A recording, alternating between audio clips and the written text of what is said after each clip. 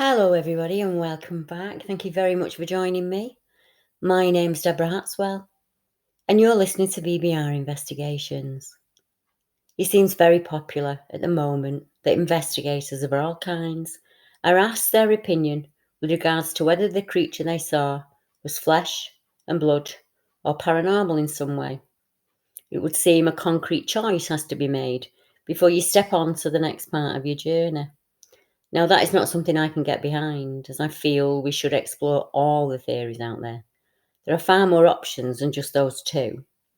We could be dealing with a being created by unknown hands that has a killing mission here on Earth. There may be an extraterrestrial answer or a metaphysical one. There may be a simple animal or a creature created in a lab, whether that is here on Earth or in a solar system somewhere else. I also don't feel what are they, is the most urgent part of the event. How the witness feels afterwards is where my skill set lie. I'll never turn anyone away because their opinion on what they saw differs from mine. I wasn't there with them, so I have no right to tell them they are right or wrong. All I can do is guide them to as many theories as I can. Then they choose for themselves, as I feel that is their given right. I never accepted being told what I saw that day, and I would not do that to someone else in the same position that I were in all those years ago.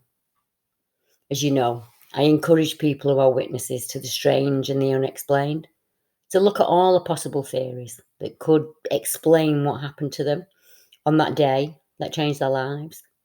For example, if our witness sees a dogman, a Bigfoot, or a reptilian, one of the first questions is usually, what is that thing?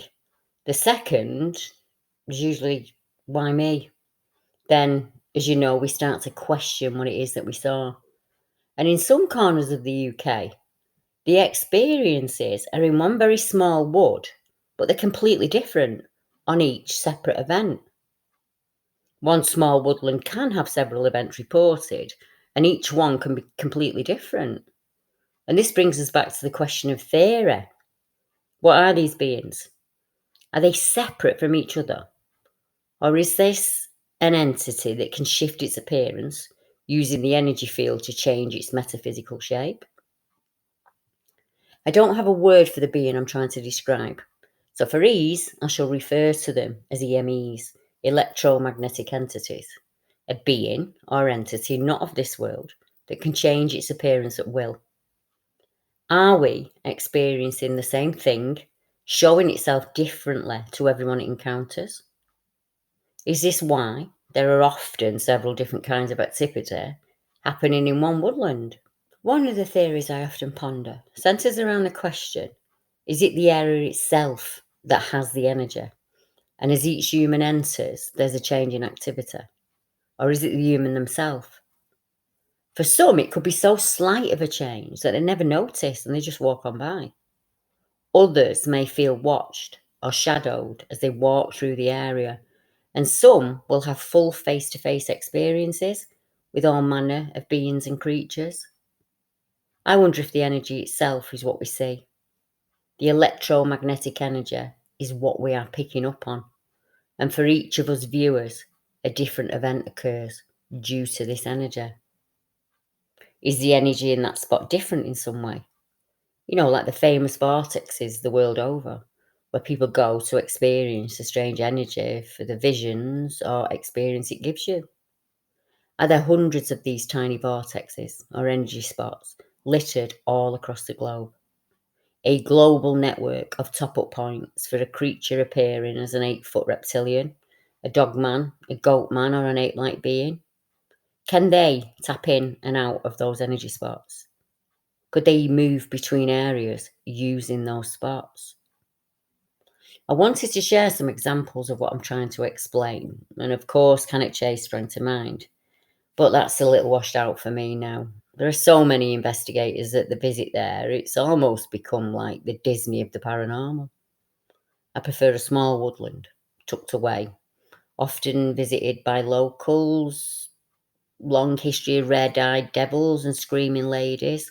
That's the kind of wood I'm looking for.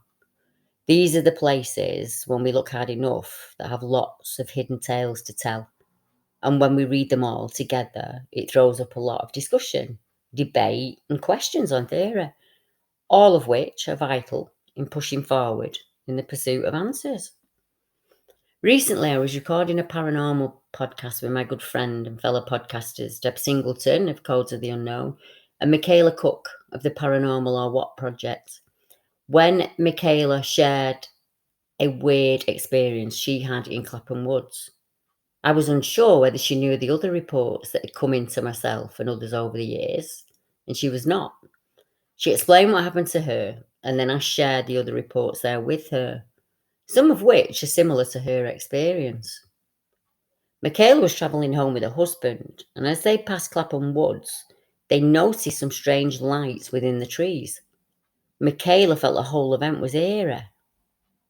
Clapham Woods has always been known as a bit of a strange or off-kilter place, and for centuries people have reported experiences with UFOs, ghosts, aliens, abductions, missing people, and cryptids, and it's often blamed on the possible occult practices taking place there.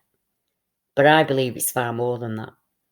Us humans are attracted to the area clearly, or these reports would not reach back so far in time.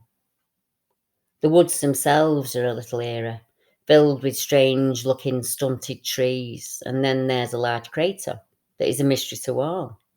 It's also said that nothing grows around the crater, as if the land itself is tainted somehow.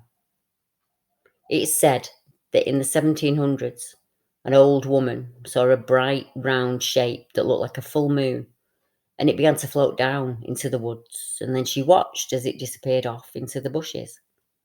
At that moment, the woods were filled with fumes and smog that smelled stinketh of burning matter. The old woman then became really sick, and it was said that she was smitten with palsy. She was shunned ever after by the locals in the area. Did she see the devil himself, accompanied by his sulphurous smell? Or did the land open up an energy vortex, and the old woman was the catalyst that day? Since that time, there have been a combination of UFO sightings and possible landings. People have seen reptoid creatures, and a strange four-toed footprint was found. Many of the sightings reported to the police and investigators and were not taken seriously. I wonder just how many have not reported what they saw at Clapham Woods for fear of ridicule. Since the 1960s, there have been 6 human bodies found in Clapham Wood, or just on the outskirts. In June of 1972, police constable Peter Goldsmith went missing, and his body was found hidden in a patch of thick brambles there some 6 months later. In August of 1975, a pensioner, Leon Foster's body was found in the woods by a couple searching for a lost horse. In 1978, the Reverend Hilary Neil Snelling's body was found by a Canadian tourist. And in November of 1981, the body of Gillian Matthews was discovered, and she'd been savagely attacked.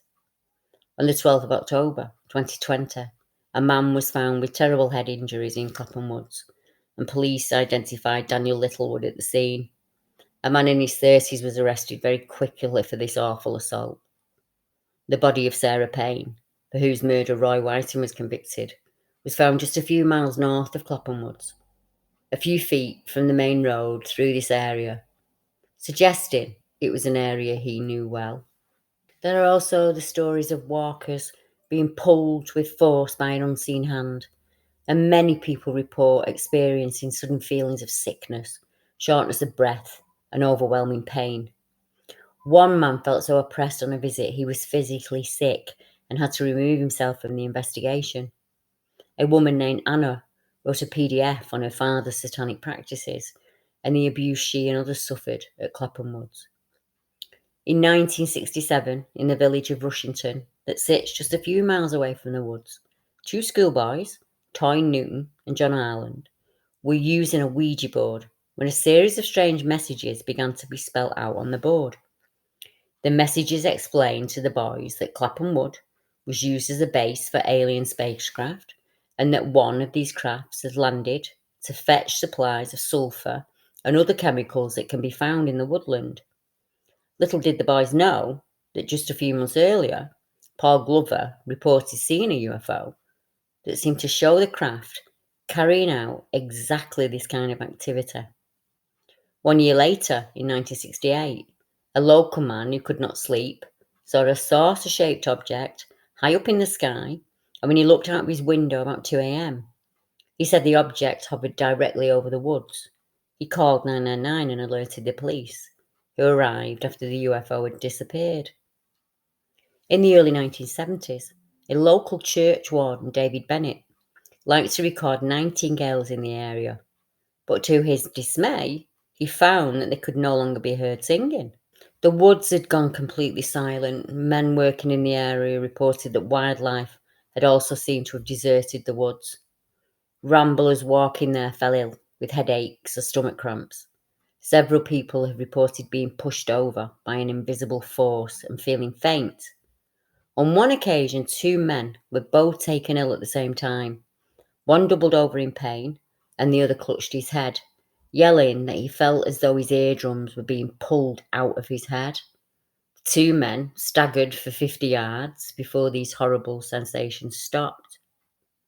2 hikers fled from the woods when they saw a mist, and that mist formed itself into the shape of a bear. Meanwhile, drivers on the nearby A27 said they felt a strange force on the steering wheel and it would pull it out of their hands. In October of 72, a telephone engineer driving home along Findon Road saw a large saucer-shaped object that appeared in the sky. It then began making a circle motion around the area before shooting off at rapid speed. And then there's a report from a couple who were walking in Long Furlong who thought they saw Venus sitting low in the sky, until Venus started moving north very quickly.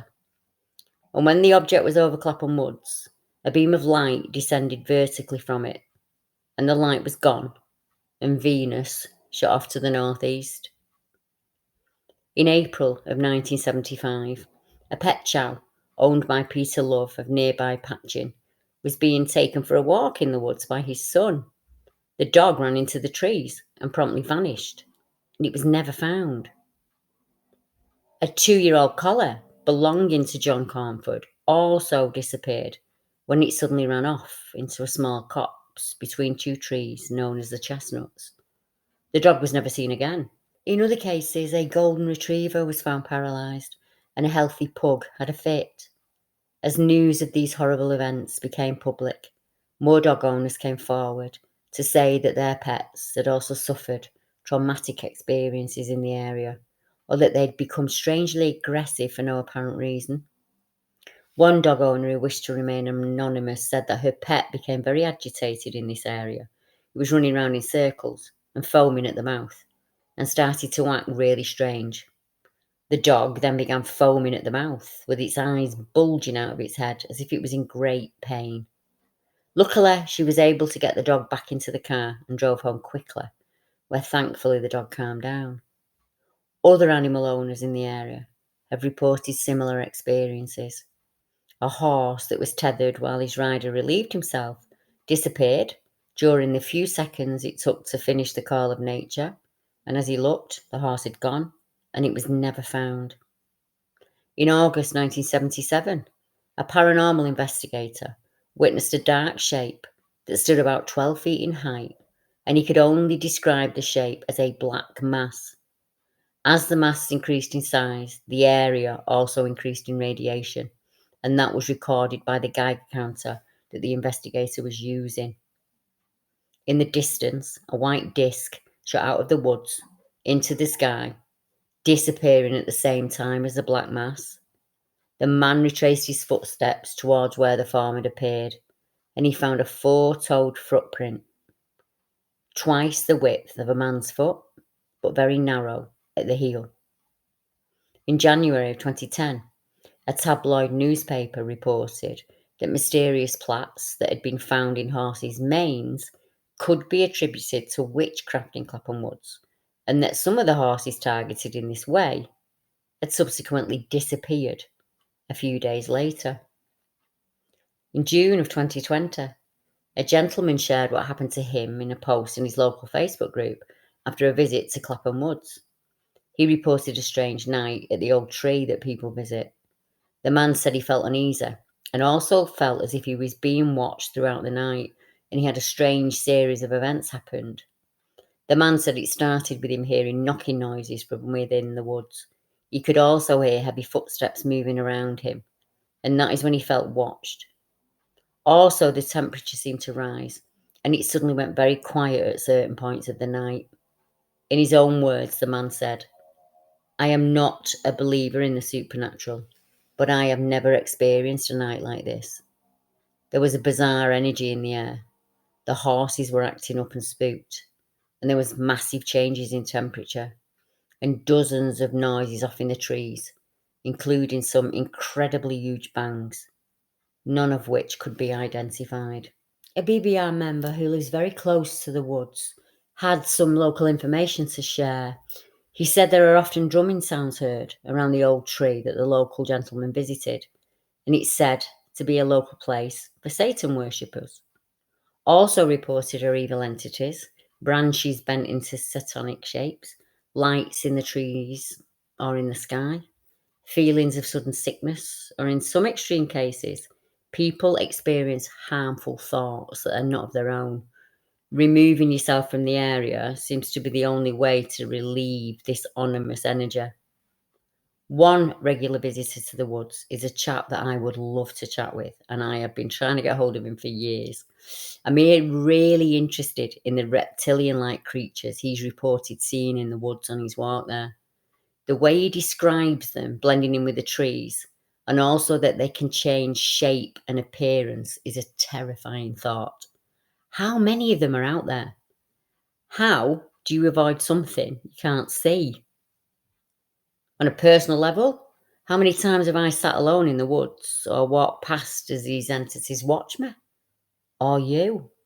Michael Ian Black runs a blog called The Black Files, and on several occasions he's seen what he described as chameleon-like reptilian creatures.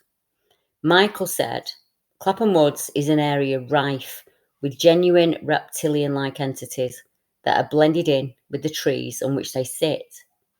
Many of them are up to 6 feet in length, with arms and legs that appear in the form of what looks like a praying mantis."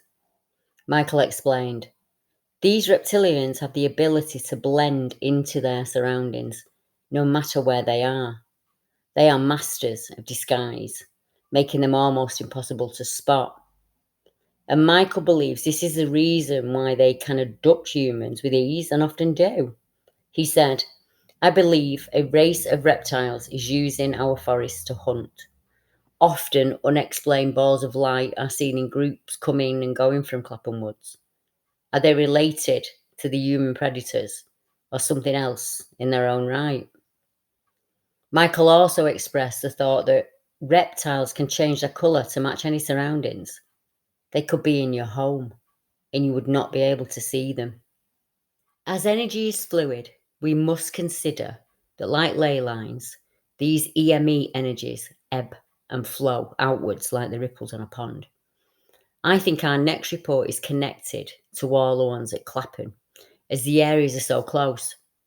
The area of woods was once connected to Clapham, but over time, as we build and develop, larger woodlands are split into smaller and smaller pockets of land, a bit like Cannock, a bit like Sherwood Forest.